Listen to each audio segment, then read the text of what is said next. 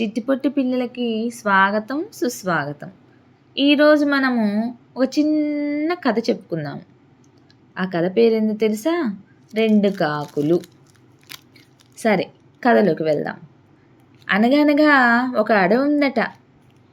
ఆ అడవిలో ఇతర జంతువులతో పాటు 2 కాకులు నివసిస్తున్నాయట. వాటి పేరేంటో చెప్పనా? ఒక కాకి పేరు గోలు, మరొక కాకి పేరు బోలు. వీటి పేర్లు భలే ఉన్నాయి కదరా. గోలు కొంచెం హుషారుగా ఉండేదట. బోలు కొంచెం నిదానమైనప్పటికీ నిజాయితీగా నీతిగా ఉండేదట. అయితే ఒకరోజు 2 కాకులు మాట్లాడుకుంటూ మాటల మధ్యలో ఇద్దరిలో ఎవరు గొప్ప అని మాట్లాడుకోవటం మొదలుపెట్టాయట. అది కాస్తగా గోలగా మారిందట. నేను నీకన్నా బలంగా ఉన్నాను కాబట్టి నేనే నీకంటే గొప్పదానిని అని గోలు అందట. ఎవరితో? బోలుతో అందట. అంతలో లేదు, నీ మాట విన్ను నేను, ఎందుకంటే నీకంటే నేనే పెద్దదాన్ని కాబట్టి నేనే నీకన్నా ఉత్తమమైన దాన్ని అని గోలు అన్నదట. ఎవరు గొప్పవారో తెలుసుకోవడం కోసం గోలు బోలు ఒక పందెం వేసుకొని ఆ పందెంలో ఎవరు గెలుస్తారో వారు ఉత్తమమైన వారు అని నిర్ణయించుకున్నాయట.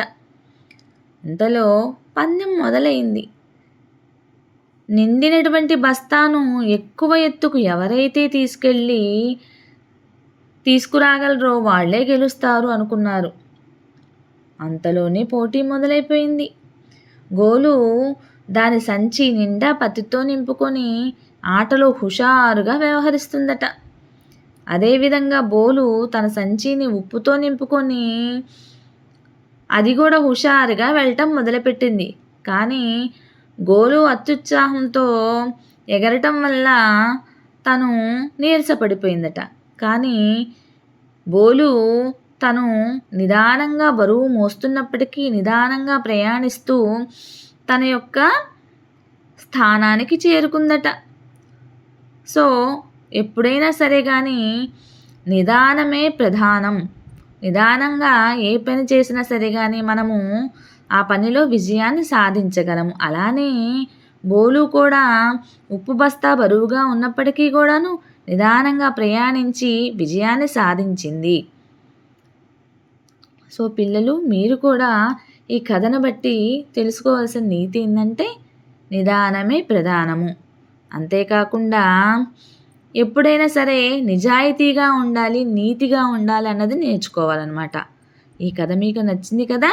రేపటి రోజున ఇంకొక కొత్త కథతో కలుద్దాం. ఓకేనా పిల్లలు? Bye bye.